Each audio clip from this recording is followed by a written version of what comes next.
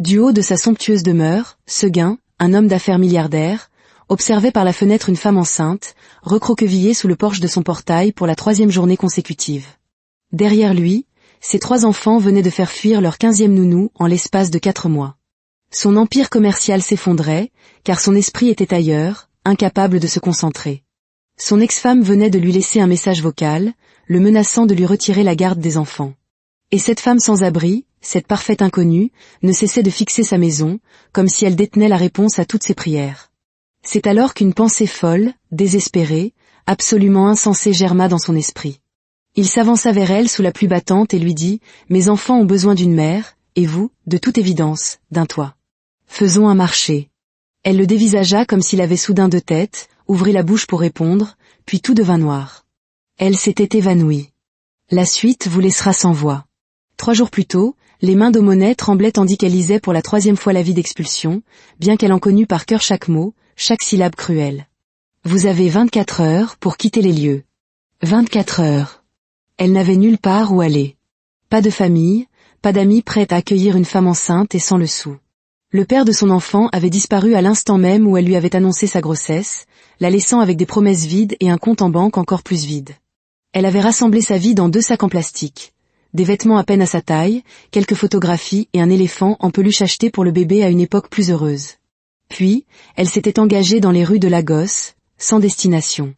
Avec pour seul bagage, l'espoir. C'est ainsi qu'elle avait échoué devant le portail de la plus grande demeure qu'elle ait jamais vue. Aujourd'hui, la pluie s'abattait avec la fureur de 1000 tambours. Aumonnet était accroupi sous ce porche depuis 72 heures. 72 heures à regarder des voitures de luxe entrer et sortir. 72 heures à entendre des rires d'enfants provenant de l'intérieur de la propriété. 72 heures à prier pour que quelqu'un lui montre un peu de pitié. Son bébé donna un coup de pied vigoureux, un rappel que le temps pressait. Elle était enceinte de 8 mois. Où allait-elle accoucher? Dans la rue?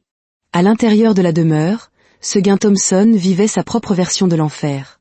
Papa. Papa. Papa. 3 voix crièrent à l'unisson depuis la salle à manger. Seguin referma son ordinateur portable avec la résignation d'un homme qui avait renoncé à la paix. Sa réunion avec les investisseurs japonais devrait encore attendre. Son entreprise perdait des millions parce qu'il ne pouvait se concentrer. Comment négocier des contrats internationaux quand sa vie de famille était un champ de bataille? Il entra dans la salle à manger et regretta aussitôt sa décision. La scène qui s'offrait à lui dépassait l'entendement. On aurait dit qu'une tornade s'était abattue sur une usine alimentaire pour donner naissance au chaos incarné. La nounou numéro 15, Madame Adwall, une grand-mère de 62 ans qui avait élevé 12 de ses propres enfants et dont les références étaient impeccables, était acculée dans un coin, tenant un plateau de service comme un bouclier. Ses yeux étaient hagards. Ses cheveux gris s'étaient échappés de son chignon habituellement impeccable. Elle avait ce qui semblait être du porridge dans l'oreille. Sei, 8 ans, se tenait debout sur la table de la salle à manger, vêtue de son uniforme scolaire, une main sur la hanche comme une minuscule dictatrice, l'autre pointant un doigt accusateur vers le petit déjeuner. J'avais spécifiquement demandé des pancakes. Des pancaques. Pas des gaufres, pas du pain grillé, pas cette triste excuse de petit déjeuner. Mais hier. Commença Madame Adwall. Hier, c'est de l'histoire ancienne, l'interrompit Sei. Nous vivons dans le présent, l'ici et maintenant. Comprenez-vous seulement le concept de temps linéaire? Seguin cligna des yeux. Sa fille de 8 ans utilisait des phrases tirées du documentaire sur la physique qu'elle avait regardé la semaine dernière. Merveilleux. Tinde, 6 ans, qui avait hérité de l'esprit d'entreprise de son père mais l'utilisait à des fins maléfiques, menait ce qu'il appelait une expérience. Il avait aligné 6 verres de jus d'orange et y ajoutait méticuleusement différentes quantités de sel. Tinde, que fais-tu? Demanda Seguin, redoutant la réponse. De la science, papa. Je teste quel ratio sel, jus d'orange provoque la réaction de dégoût la plus spectaculaire. La nounou numéro 14 ne m'a jamais laissé finir mes recherches parce qu'elle a démissionné. Très peu professionnel de sa part. C'est parce que tu lui as fait boire. Comment étais-je censé collecter des données, sinon? Tinde semblait sincèrement perplexe. Tayo, 4 ans, le benjamin de la famille mais certainement pas le plus innocent, avait réussi à grimper sur le lustre. Oui, le lustre. Il s'y balançait comme un adorable petit singe. Tayo. Le cœur de Seguin fit un bond dans sa gorge. Descends de là tout de suite. Mais papa, je joue à Tarzan. Taillot se frappa la poitrine d'une main, tout en se tenant de l'autre. Ce lustre coûte plus cher qu'une voiture. Quelle voiture? Demanda Taillot, avec une curiosité sincère. Madame Adewole émit un son qui était à mi-chemin entre un sanglot et un rire, un son de pure démence. J'ai élevé 12 enfants, murmura-t-elle pour elle-même, se balançant légèrement. 12. Aucun d'entre eux, pas même les jumeaux qui ont mis le feu à la cuisine, aucun n'était comme ça. Sei reporta son attention du petit déjeuner vers la nounou. C'est parce que nous sommes exceptionnels. Extraordinaires. On pourrait même dire. Sei, s'il te plaît, descends de cette table, l'interrompit Seguin, las. Donne-moi une bonne raison. Parce que je suis ton père et que je te le dis. Ce n'est pas une raison, c'est de l'autoritarisme. J'ai lu des choses là-dessus. Je me fiche de ce que tu as lu. Crash. Taillot s'était balancé trop fort. Le lustre émit un grincement sinistre. Tout le monde se figea, levant les yeux avec horreur. Oups, dit faiblement Taillot. Madame Adewole ne cria pas. Elle ne pleura pas. Elle posa simplement le plateau avec le calme de quelqu'un qui a transcendé les émotions humaines, prit son sac à main et se dirigea vers la porte. Madame Adewole. L'appela Seguin. Elle se tourna sur le seuil, son visage étrangement serein. Monsieur Thompson, je suis nounou depuis 40 ans. 40 ans.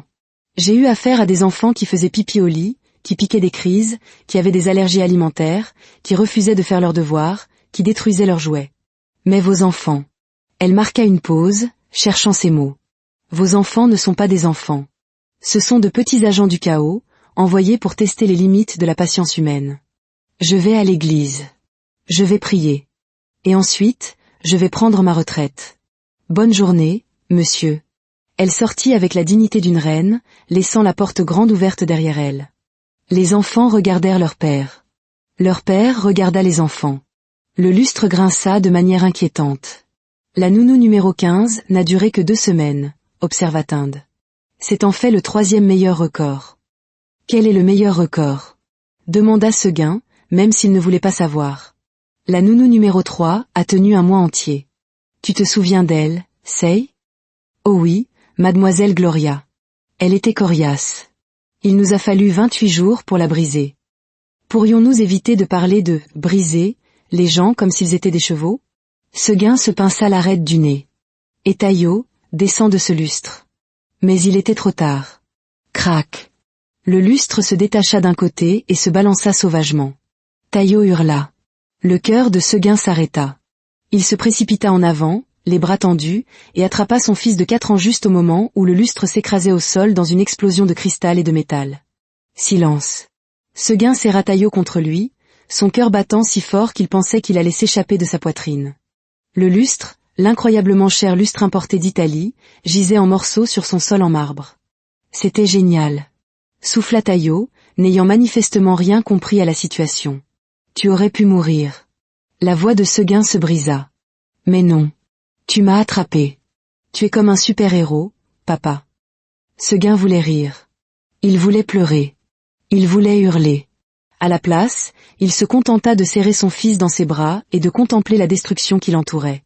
C'était sa vie. Voilà ce que son succès lui avait apporté. Une magnifique demeure remplie de chaos.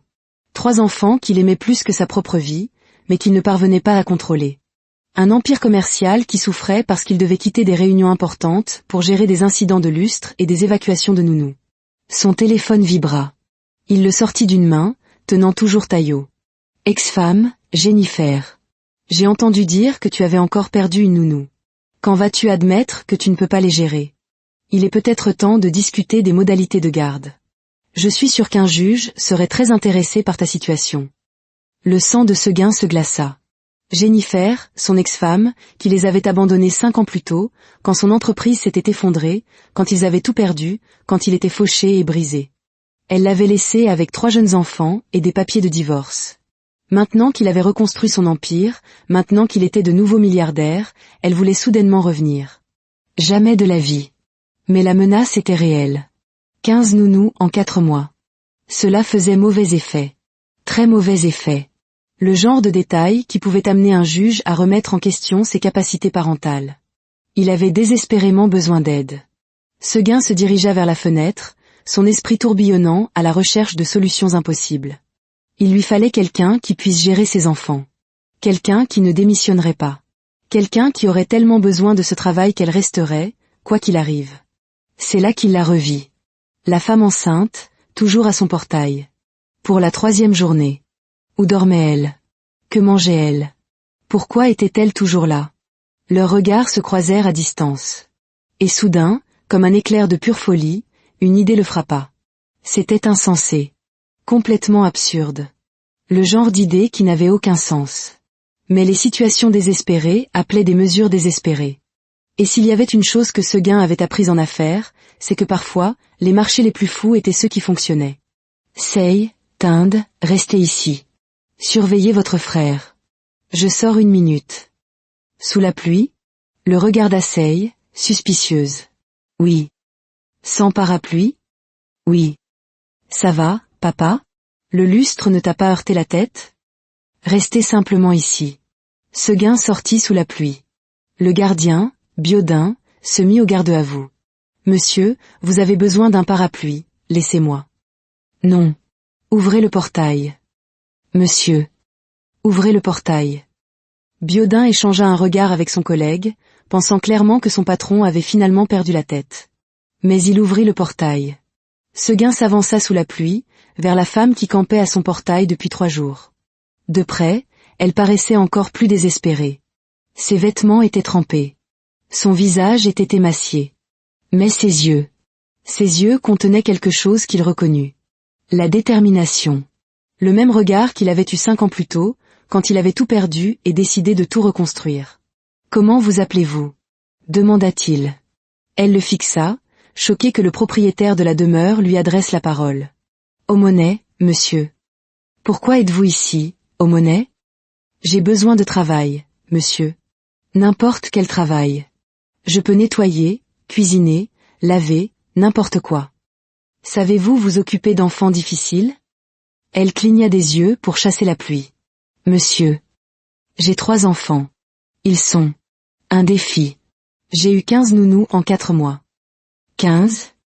Elles ont toutes démissionné. Pensez-vous pouvoir gérer ça ? J'ai survécu dans la rue pendant 6 mois en étant enceinte, monsieur. Je pense que je peux tout gérer. » Seguin faillit sourire. Elle n'avait aucune idée de ce qu'elle disait. « Voici ma proposition. Vous emménagez dans ma maison. Vous vous occupez de mes enfants. Pas comme une nounou, comme une partenaire. Un arrangement commercial.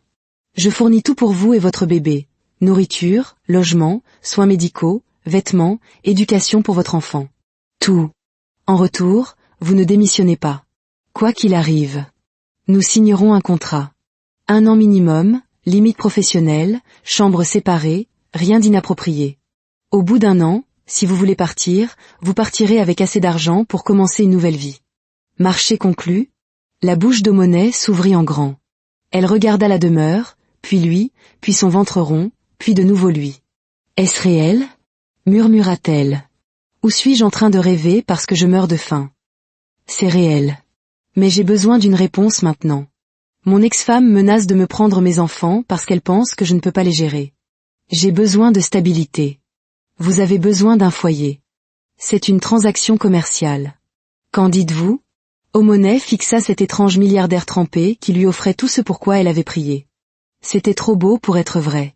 Ce devait être un piège. Mais quel choix avait-elle ? Quand est-ce que je commence ? Tout de suite. Mais, je ne sais rien de vous.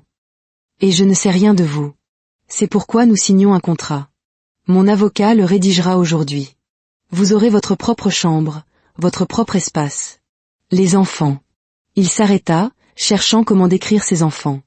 Ne les laissez pas vous briser. Pouvez-vous me le promettre ?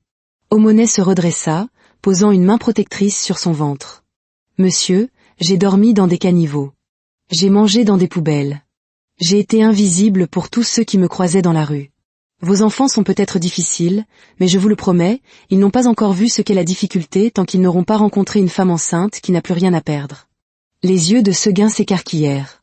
Puis, pour la première fois depuis des semaines, il sourit sincèrement. Bienvenue dans la famille Thompson, Aumonet. Que Dieu nous vienne en aide à tous les deux. Il lui tendit la main. Elle la serra. Aucun d'eux ne réalisait qu'ils venaient de conclure un accord qui allait changer leur vie à tout jamais. Derrière eux, 3 visages étaient collés à la fenêtre de l'étage, observant la scène avec des yeux suspicieux. Papa ramène la dame sans abri à la maison? Observa Sei. Tu penses qu'elle durera plus longtemps que la nounou numéro 15? Demanda Tinde. Aucune chance, ricana méchamment Sei. Aucune chance. Ils étaient loin de se douter qu'Omone était sur le point de devenir la meilleure chose qui leur soit jamais arrivée. Mais d'abord, elle devait survivre. Omone se tenait dans le hall en marbre de la demeure, laissant couler l'eau de pluie sur le sol coûteux, essayant de ne pas s'évanouir sous le choc. Elle était passée de la rue à ça. Le hall d'entrée à lui seul était plus vaste que n'importe quel appartement où elle avait jamais vécu. Des lustres en cristal. Enfin, l'un d'eux était en morceaux, mais il y en avait d'autres, pendaient à des plafonds d'une hauteur vertigineuse. Un escalier en colimaçon montait gracieusement, comme dans un film. Tout brillait, tout scintillait, tout criait la richesse. Madame Okafor. Appela Seguin. Une femme plus âgée apparut, portant un tablier et une expression inquiète. Voici Omone. Elle va rester avec nous. Pouvez-vous lui montrer la chambre d'amis, lui trouver des vêtements secs et l'aider à s'installer? Madame Okafor toisa Omone de la tête aux pieds, observant les vêtements mouillés et en lambeaux, et le ventre de femme enceinte. Mais contrairement au regard qu'Omone avait reçu dans la rue, ses regards dégoûtés et méprisants, les yeux de Madame Okafor étaient remplis de chaleur. Bien sûr, monsieur. Venez, ma chère. Allons vous mettre au propre. Alors qu'Omone suivait Madame Okafor dans les escaliers, elle entendit de petits pas derrière elle. Elle se tourna pour trouver 3 enfants qui la suivaient comme de petits espions. L'aînée, une fille aux traits soignés et aux yeux intelligents qui trahissait une insolence bien trop grande pour ses 8 ans, croisa les bras. Alors, c'est vous la nouvelle. Je m'appelle Omone. On verra si vous restez assez longtemps pour qu'on s'en souvienne. Je m'appelle Sei. Voici Tinde, et voici Tayo. Bienvenue dans votre cauchemar. Sei. Grande Madame Okafor. Un peu de tenue. Je suis juste honnête, Madame Okafor. L'honnêteté est une vertu. C'est vous qui me l'avez appris. Madame Okafor marmonna quelque chose à propos d'enfants trop intelligents pour leur propre bien et pressa le pas. La chambre d'amis était un rêve. Un lit immense avec des oreillers moelleux, une salle de bain attenante, des fenêtres donnant sur un jardin. Omone toucha le couvre-lit comme s'il pouvait disparaître. Je vais vous apporter des vêtements, dit doucement Madame Okafor. Nous faisons à peu près la même taille, même si avec la grossesse, il faudra ajuster. Il y a du savon, du shampoing, tout ce dont vous avez besoin. Prenez une bonne douche chaude, ma chère. Vous avez l'air gelée. Merci, murmura Omone, les larmes lui montant soudain aux yeux. La gentillesse. À quand remontait la dernière fois que quelqu'un avait été gentil avec elle? Ne me remerciez pas tout de suite, dit Madame Okafor avec un regard entendu. Vous n'avez pas encore vraiment eu affaire aux enfants. Mais elle s'arrêta sur le seuil, son expression s'adoucissant. Ce ne sont pas de mauvais enfants. Ce sont des enfants blessés. Leur mère est partie quand ils étaient tout petits. Ils ont appris que tout le monde finit par partir. Alors ils font en sorte que les gens partent les premiers. Vous comprenez? Omone hocha lentement la tête. Elle comprenait plus que Madame Okafor ne l'imaginait. Elle aussi avait été abandonnée. Après le départ de la gouvernante, Omone resta sous la douche pendant 20 minutes, laissant l'eau chaude laver 3 jours de pluie, 6 mois de saleté de la rue et ce qui semblait être une vie entière de désespoir. Elle pleura. Elle ne pouvait s'en empêcher. Ce matin encore, elle dormait sous un porche. Maintenant, elle était dans un palais. Mais alors qu'elle se séchait et enfilait les vêtements propres que Madame Okafor lui avait laissés, doux, confortables, chauds, la réalité s'imposa. Ce n'était pas de la charité. C'était un travail. Peut-être le travail le plus difficile qu'elle aurait jamais. 3 enfants qui avaient fait fuir 15 nounous. 3 enfants qui avaient clairement des problèmes. 3 enfants qui avaient déjà déclaré que sa présence était un cauchemar. Omone se regarda dans le miroir, son ventre rond, ses yeux fatigués. « D'accord, mon bébé, dit-elle à son ventre. Maman s'apprête à partir en guerre. Mais nous sommes des survivants. Nous sommes arrivés jusqu'ici. On peut bien gérer 3 enfants. À quel point cela peut-il être difficile? Très difficile, comme elle était sur le point de le découvrir. L'heure du dîner chez les Thompson ressemblait à une production théâtrale mise en scène par le chaos lui-même. Seguin était assis en bout de table, essayant de lire des rapports tout en surveillant ses enfants. Omone était assise à sa droite, nerveuse et alerte. Madame Okafor avait préparé un repas magnifique. Les enfants étaient assis en face d'eux, alignés comme de petits juges lors d'un procès. Alors, commença Sei, coupant son poulet avec la précision d'un chirurgien. Parlez-nous de vous, Omonet. Eh bien, D'où venez-vous? Interrompit Tinde. Allez-vous avoir votre bébé ici? Ajouta Tayo. Est-ce que vous ronflez? Reprit Sei. Savez-vous tresser les cheveux? Vous connaissez le karaté? Pourquoi étiez-vous à notre portail? Êtes-vous une espionne? J'aime bien votre visage, conclut Tayo. Les enfants. La voix de Seguin trancha à travers l'interrogatoire. Une question à la fois. Et Tayo, ce n'est pas une question. C'est un compliment, papa. Mademoiselle Omonet a un joli visage, malgré tout. Omonet sourit. Merci, Tayo. Pour répondre à vos questions, je suis de Lagos. Oui, j'aurai mon bébé ici si votre père le permet. Je ne sais pas si je ronfle car je dors seul. Je sais tresser les cheveux. Je ne connais pas le karaté, mais je suis douée pour fuir les ennuis. J'étais à votre portail parce que j'avais besoin d'aide. Et non, je ne suis pas une espionne. Les enfants échangèrent des regards, une conversation silencieuse que seuls les frères et sœurs pouvaient comprendre. Elle a répondu à tout, dit Tinde, impressionnée. Peut-être qu'elle est intelligente, ajouta Tayo. Ou peut-être qu'elle s'est entraînée à mentir, rétorqua Sei, mais il y avait une pointe de respect dans sa voix. Sei, avertit son père. Je dis juste, papa, qu'il faut être prudent. Souviens-toi de la nounou numéro 7, elle a volé les bijoux de Madame Okafor. Ça n'a jamais été prouvé. Et la nounou numéro 12 s'est endormie pendant que Tayo a failli se noyer dans la piscine. Ajouta Tinde. Je ne me noyais pas, je m'entraînais à retenir ma respiration pendant 5 minutes. Omonet écoutait ce chaos, essayant de reconstituer le tableau complet. Ces enfants n'étaient pas seulement espiègles. Ils avaient peur. Chaque adulte dans leur vie, à l'exception de leur père, les avait soit abandonnés, soit déçus. Votre père m'a engagé parce que je ne démissionnerai pas, dit soudain Omonet, interrompant leur dispute. Je ne suis pas une nounou. Je ne suis pas votre mère. Je suis quelqu'un qui a autant besoin de cette opportunité que vous avez besoin de quelqu'un de fiable. Alors, voici le marché. Vous pouvez me tester. Vous pouvez me défier. Vous pouvez être aussi difficile que vous le voulez. Mais je ne partirai pas. Non pas parce que je suis têtu, mais parce que je n'ai littéralement nulle part où aller. Alors, soit on en fait une guerre, soit on fait en sorte que ça marche. À vous de choisir. Silence. Les enfants la fixèrent. Seguin la fixa. Même Madame Okafor s'arrêta pour la regarder. Puis Sei éclata de rire. Oh, vous êtes vraiment intéressante. D'accord, Omonet. Voyons ce que vous avez dans le ventre. Défi accepté, sourit Tinde. J'aime toujours votre visage, ajouta Tayo, serviable. Seguin croisa le regard d'Omonet et lui fit un petit signe de tête. Premier round, survécu. Mais alors que tout le monde reprenait son repas, Seguin remarqua quelque chose qui lui tordit l'estomac. Omonet mangeait comme si elle n'avait pas vu de nourriture depuis des jours, ce qui était probablement le cas.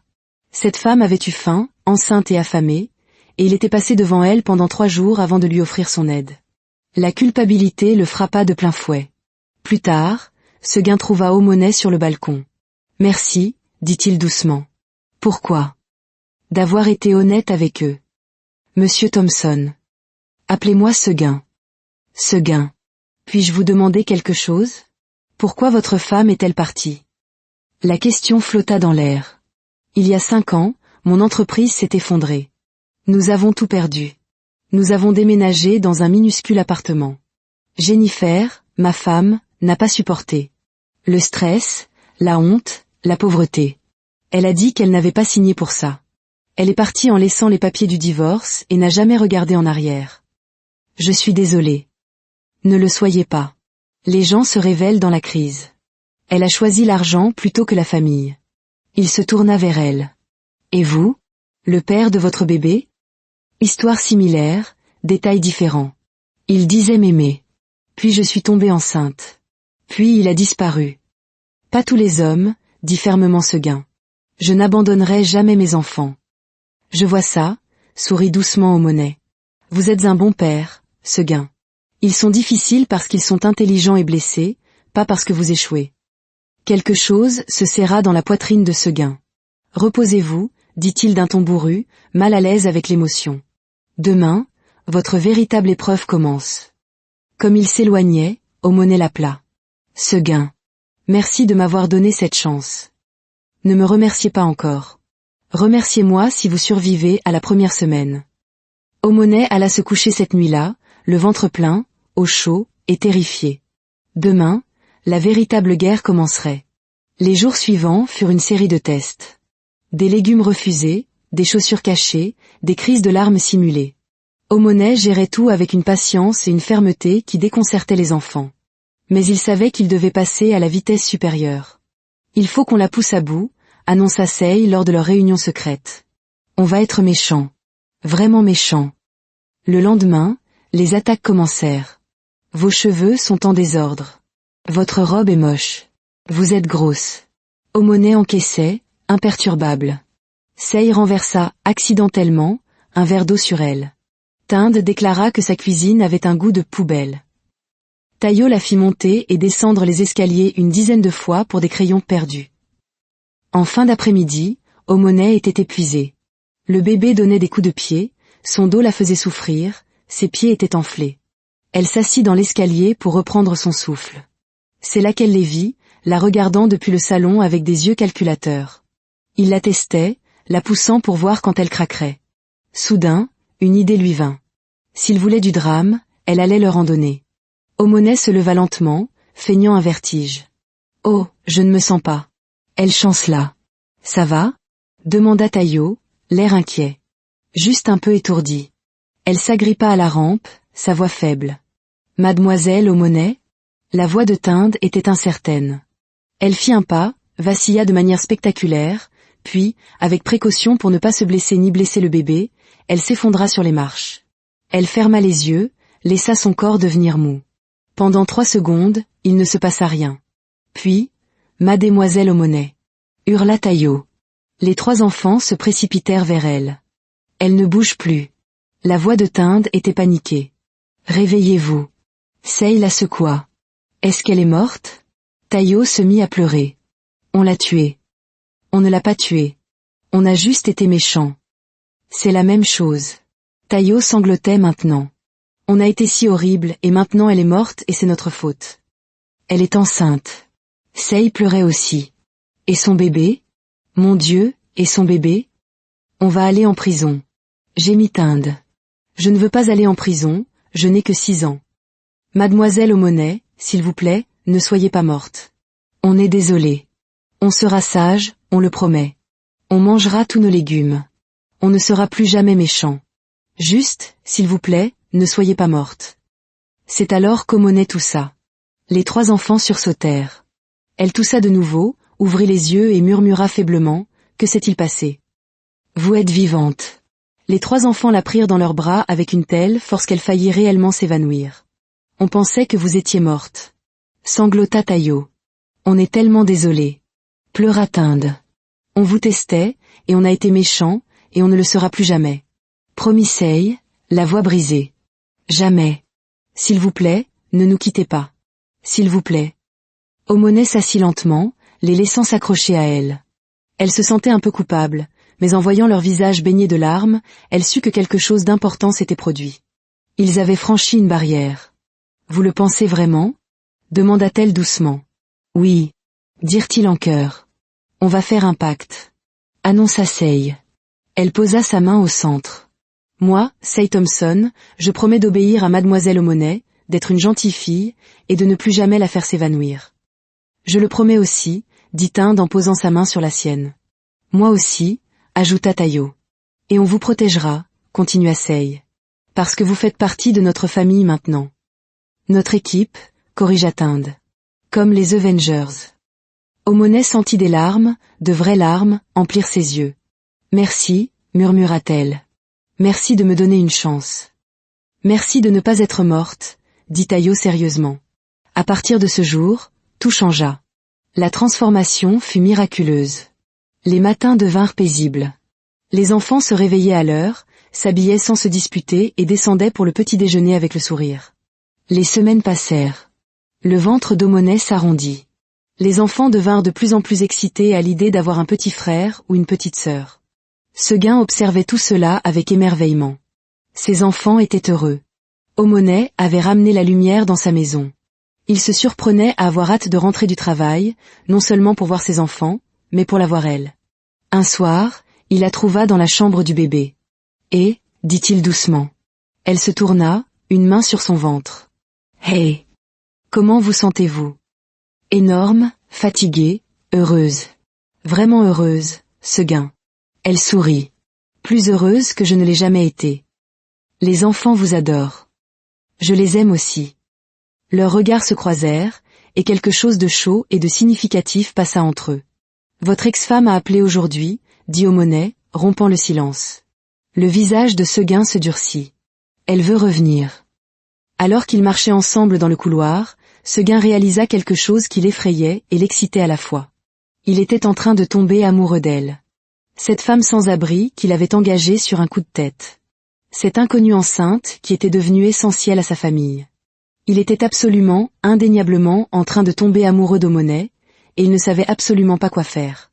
Le bébé arriva à 2 heures du matin, un mardi. Un magnifique petit garçon. L'hôpital fut un chaos joyeux, les enfants scandant « bébé, bébé, bébé » dans la salle d'attente. Ils l'appelaient Rakin, ce qui signifie « le courageux ».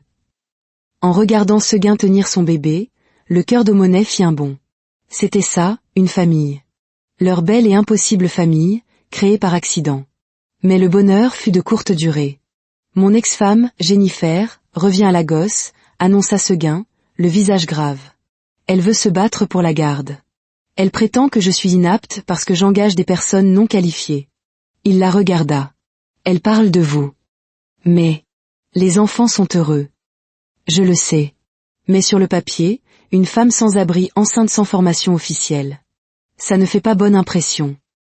Je ne partirai nulle part, dit-elle avec férocité. Ces enfants sont les miens maintenant. Personne ne me les enlèvera. Les yeux de Seguin s'adoucirent. Vous les aimez vraiment? Bien sûr que je les aime. Ce sont mes bébés. Tous les 4. Seguin la serra dans ses bras. Nous nous battrons ensemble. Jennifer Thompson arriva un samedi matin, sans prévenir, avec un avocat et une attitude de reine. Elle était magnifique, parfaitement habillée, et regarda Aumonet, vêtu d'un jogging, avec un dégoût à peine voilé. Où sont mes enfants? Vos enfants? La voix d'Aumonet était glaciale. Vous les avez abandonnés il y a 5 ans. J'ai fait une erreur. Je suis ici pour la corriger. Qu'est-ce que tu veux, Jennifer? Seguin apparut, le visage dur comme la pierre. Je veux récupérer ma famille. Mes enfants. Mon mari. Ex-mari. Et ce ne sont plus tes enfants. La biologie dit le contraire. L'amour dit le contraire. Lança Aumonet. Je suis désolé, est-ce que l'employé vient de me parler? Mon nom est Aumonet. Et oui, l'employé vous parle, parce que quelqu'un doit vous dire qu'on ne peut pas revenir dans la vie des gens comme si on en était propriétaire. Une famille, ça n'abandonne pas les siens quand les temps sont durs. Tu n'as rien à faire ici. La voix venait de l'escalier. Sei se tenait là, flanqué de ses frères, tous les 3 fusillant Jennifer du regard. Ma chérie. Ne m'appelle pas comme ça. Tu ne me connais plus. Tu n'es pas ma mère. Tu es la femme qui m'a mise au monde. Il y a une différence. Mademoiselle Aumonet est plus une mère que tu ne l'as jamais été. Elle reste. Elle nous aime même quand on est insupportable. Elle, c'est notre famille. C'est vrai, ajouta Tinde. Tu nous as quittés. Tu ne reviens que parce que papa a de nouveau de l'argent. Même le petit Ayo comprit. Tu es une méchante personne. Jennifer était sous le choc. J'ai fait une erreur. Papa aussi avait peur. Cria Sei. Mais il est resté. Il a travaillé dur, et il ne nous a jamais abandonnés. Jennifer regarda Seguin, désespérée. Dis-leur. Tu étais leur mère, dit Seguin doucement. Au passé. Tu as renoncé à ce droit en partant. Ces enfants aiment Aumonet. Ils l'ont choisi. Et moi? Il marqua une pause, regardant Aumonet avec une profondeur nouvelle dans les yeux. Je la choisis, elle aussi. La déclaration électrisa la pièce. Tu me remplaces par... Elle? Elle ne te remplace pas. Elle remplace le vide que tu as laissé. Elle a été plus une famille en 3 mois que tu ne l'as été en 3 ans. C'est faux, pleura Jennifer, son masque de perfection se fissurant. Je ne perdrai pas ma famille à cause d'une clocharde. Tu aurais dû y penser avant de nous jeter comme des ordures. Hurla Sei, les larmes coulant sur ses joues. Nous méritons mieux. Nous méritons une maman qui reste, et nous l'avons trouvée. Son nom est Omonet et elle est meilleure que tu ne le seras jamais. Jennifer s'effondra. Elle avait perdu. Je suis vraiment désolée, murmura-t-elle. Ça nous est égal, dit simplement Sei. Au revoir. Jennifer partit. Dès que la porte se referma, les 3 enfants se précipitèrent vers Omonet, la serrant fort. On le pensait. Tu es notre vraie maman maintenant. 1 an après son arrivée, Seguin trouva Omonet sur le balcon, Akine endormie dans ses bras. Omonet. Et si on rendait les choses officielles? Rendre quoi officiel? Ça. Nous. La famille. Il prit une profonde inspiration. Épouse-moi. La bouche d'Omonet s'ouvrit. Quoi? Je t'aime. J'aime la façon dont tu aimes mes enfants. J'aime comment tu fais de cette maison un foyer. J'aime comment tu me fais rire. Je t'aime, Omonet. Alors, qu'en dis-tu? Veux-tu passer d'un arrangement commercial à un véritable mariage? C'est la pire demande en mariage que j'ai jamais entendue, dit-elle, mais elle souriait. C'est la seule que tu aies jamais entendue. C'est vrai. Elle fit semblant de réfléchir. Est-ce que je devrais toujours gérer le drame du petit déjeuner? Absolument. Et les guerres de devoir? À 100%. Elle riait maintenant, des larmes de joie coulant sur son visage. Alors oui. Oui, Seguin. Je veux bien t'épouser. Il l'embrassa, doucement, leur bébé endormi entre eux. De la fenêtre de Sei, 3 visages les observaient avec de larges sourires. L'opération « Marions-les » avait fonctionné. Quelques années plus tard. Sei avait 13 ans, brillante et confiante, future avocate. Tinde, 11 ans, voulait devenir scientifique. Tayo, 9 ans, était obsédé par le football. Akine, 6 ans, entrait en première année, l'enfant le plus aimé de la gosse. Et Omonet était de nouveau enceinte. Seguin la serra contre lui, sa main sur son ventre qui s'arrondissait, leurs enfants les entourant dans une étreinte chaotique. C'est drôle, tu sais? Dit Omonet. Quoi donc? Je suis venue ici sans rien. Sans abri, enceinte, désespérée. Et tu as dit, mes enfants ont besoin d'une mère et vous avez besoin d'un toit. Faisons un marché. Le meilleur marché que j'ai jamais fait, sourit Seguin. Et regarde-nous maintenant. 5 enfants, un mariage, toute une vie. Correction, dit Seguin en l'embrassant sur le front. Pas une vie. Une famille. La meilleure des familles, ajouta Akine, serrant les jambes de sa mère. Debout au milieu de leur magnifique chaos, entouré d'amour, de bruit, de doigts collants et de rire, Omonet réalisa quelque chose de profond. Le foyer n'était pas un lieu. C'étaient ces gens, ces merveilleuses, folles et parfaites personnes qu'il avait accueillies quand elle n'avait rien, et qui étaient devenues son tout.